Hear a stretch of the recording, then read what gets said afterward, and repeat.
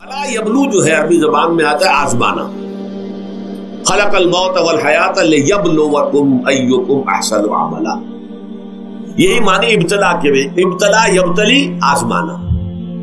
ابلا یبلی جو آتا ہے باب افعال سے، اس میں آتا ہے کسی کو کسی تکلیف میں ڈال کر اس کو نکھارنا، کہ اس کا جوہر نکھر جائے، اس کے اندر جو خیر ہے وہ اور چمک جائے، لوگوں کو بھی معلوم ہو جائے کہ یہ شخص اس مقام کا اہل ہے، اس کے اندر یہ صلاحیت ہے، اس میں یہ قوت موجود ہے.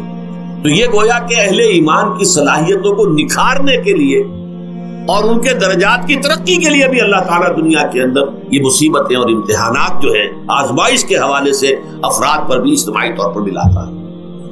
اور ایک اس کا اور بھی ہے، اہل ایمان پر اس طرح کے ابتلا و آزمائش کی ایک نوعیت اور بھی ہے، اور وہ یہ ہے کہ جو بھی آپ سے غیر ارادی طور پر، یا یہ کہ آپ نے کوئی گناہ ارادی طور پر بھی کر لیا، اللہ تعالیٰ اس کی سزا اسی دنیا میں دے کر آخرت کی سزا سے محفوظ کر دے. گویا کہ اس سے بڑا خیر کیا ہوگا؟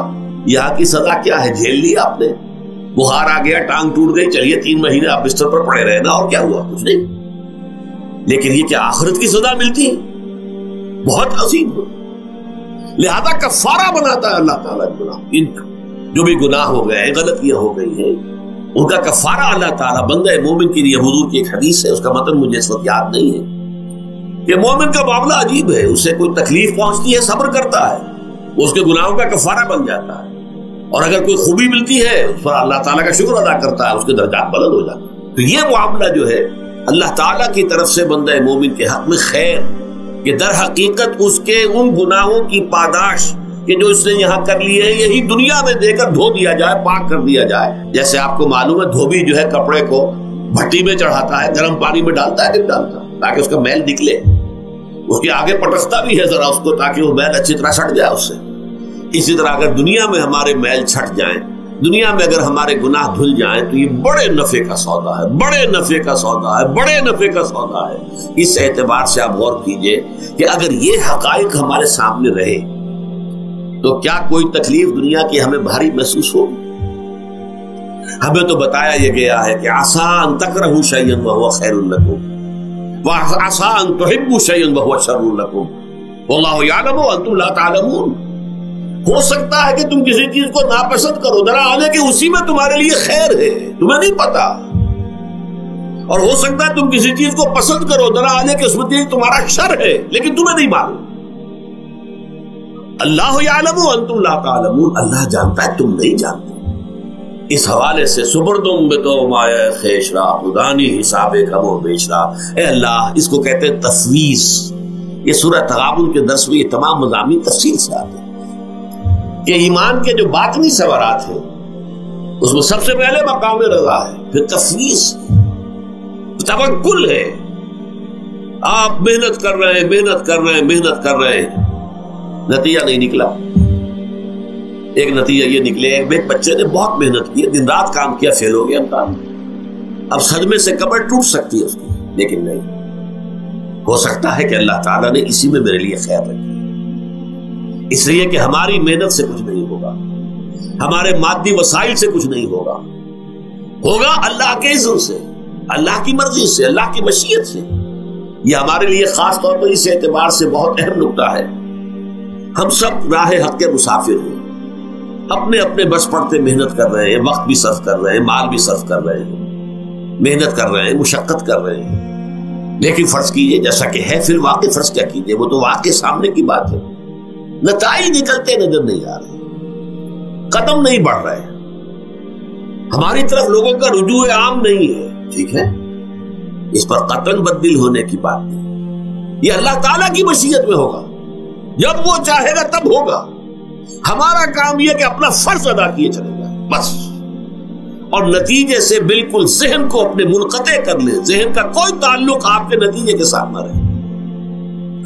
یہ جب تک کیفیت ہماری نہیں ہوگی، ہم اس راہ پر استقامت اور مدام اس پر محنت اور جد و جہد کرنا جو ہے وہ ہمارے لیے ممکن نہیں رہے گا. اس کے لیے میں اگر آپ کے سامنے رکھوں معاملہ کہ حضور صلی اللہ علیہ وسلم کے جو پہلے 10 برس ہیں، جب سے آپ کو آغاز ہوا ہے وحی کا، اس کے بعد سے پہلے 10 برس دن رات کی محنت، شدید مشقت، یہاں تک کہ اللہ بھی روک رہا ہے نبی آپ اپنے آپ کو ہلاک کر لیں گے، لعلک باخع نفسک الا یکونوا مؤمنین، کیا آپ اپنے آپ کو اس صدمے میں ہلاک کر لیں گے؟ یہ مان نہیں لا رہے، اس قدر صدمہ۔ لیکن اس کے ساتھ یہ ہے، یہ نہیں ہے جب نتیجہ نہیں نکل رہا تو کام چھوڑ کے بیٹھ جائے، نہیں، معاذ اللہ معاذ اللہ۔ نتیجہ نہ نکلے تو حضرت نوح علیہ السلام کی عمر بھی اگر حضور کی ہوتی 950 برس بھی حضور دعوت دیتے تھے، آپ کا کام تھا، آپ کا فرض تھا۔ حضرت نوح علیہ السلام بھی تو آخر اللہ کے ایک بندے تھے، اللہ کے رسول تھے، 950 برس تک دعوت دی۔ فلبث فیہم 1000 سنۃ الا 50 عاما، یہ تو ہم مانتے ہی نا، اگر قرآن کے اندر نص قطعی صریح الفاظ نہ ہوتے کہ 950 برس تک رہے، ورنہ یہ بات سمجھ سے باہر آتا ہے۔ عام طور پر معلوم ہوتا ہے کہ اس دور میں ابھی عمر میں زیادہ تھے لوگ۔ بہرحال جو میں نے عرض کیا تھا کہ دکھ جس سے انسان متاثر ہوتا ہے، اس کی ایک قسم وہ ہے کہ جو ہمارے ارادہ اور اختیار سے باہر، اللہ کی مشیت سے، اللہ کے اذن سے، اللہ کی مرضی سے آتا ہے، اس کے لیے ہمارا کام صرف برداشت ہے۔ جو شے بھی ہمیں برداشت کی صلاحیت عطا کر دے وہی اس کا علاج ہے۔ جیسے آپ کو معلوم ہے کہ بخار بہت تیز چڑھا ہوا ہے، اس کی دوا نہیں ہے اسپرین یا کوئی اور پیراسیٹامول، بخار کی شدت کو کم کر دے، وہ کوئی علاج نہیں ہے۔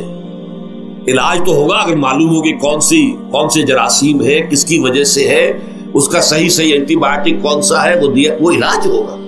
یہ علاج نہیں ہے، لیکن اس کی شدت کی کمی اور اس کے اندر جو احساس ہے جھیل جانے کا، وہ انسان کے لیے آسان ہو جاتا۔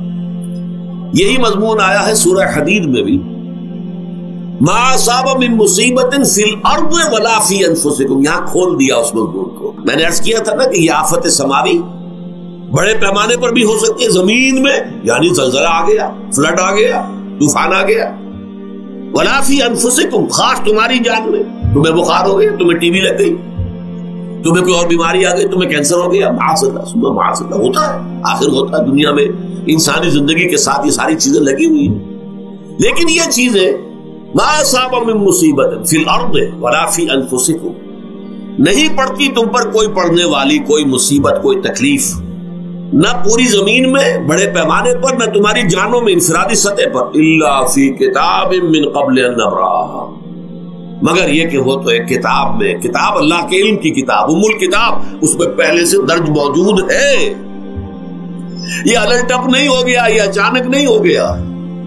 آپ اچانک سمجھتے ہیں کہ صاحب میں تو جا رہا تھا، اچانک ٹرک نے آخر مجھے دھکا مار دیا۔ اچانک کوئی شے یہاں نہیں ہوتی، اس کائنات میں پتہ تک نہیں ہلتا جب تک کہ اس نے رب نہ ہو۔ اچانک کا کیا سوال؟ در حقیقت جو ہوتا ہے وہ اللہ تعالیٰ کے علم میں پہلے سے ہے، علم کامل، ما کان وما یکون، جو کچھ ہوا ہے، جو کچھ ہوگا، مستقبل، ماضی، کل کا کل، آنے واحد میں اللہ کے علم میں موجود ہے۔ لہذا یہاں اچانک کچھ نہیں ہوتا، جو بھی آیا ہے اللہ کے علم سے آیا، اور یہ پہلے سے اللہ کے علم کے اندر موجود تھا، لکھا ہوا تھا، الا فی کتاب من قبل ان نبرأھا ان ذلک علی اللہ یسیر۔ یہ تمہیں تو مشکل نظر آئے گا لیکن اللہ پر بڑا آسان ہے، اللہ کا علم کامل، ما کانا ما یکون کو آگی ہے۔ لیکن لا تاسوا علی ما فاتکم، تاکہ تم افسوس نہ کیا کرو ان چیزوں پر جو تم سے چھوٹ جائیں، جاتی رہے، چھن جائیں۔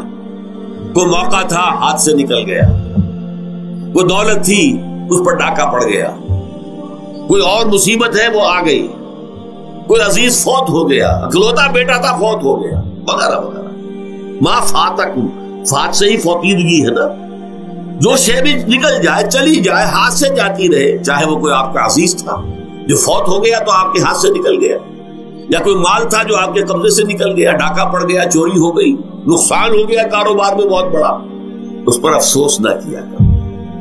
اگر افسوس کرو گے تو اس کا مطلب کیا ہوگا کہ تمہیں اللہ پر اعتماد نہیں ہے، یا تم سمجھتے ہو کہ اللہ کے سوا بھی کوئی ہے جو یہ کام کر سکتا۔ کائنات میں تو ایک ہی کی مرضی چلتی ہے، وہ ہے اللہ۔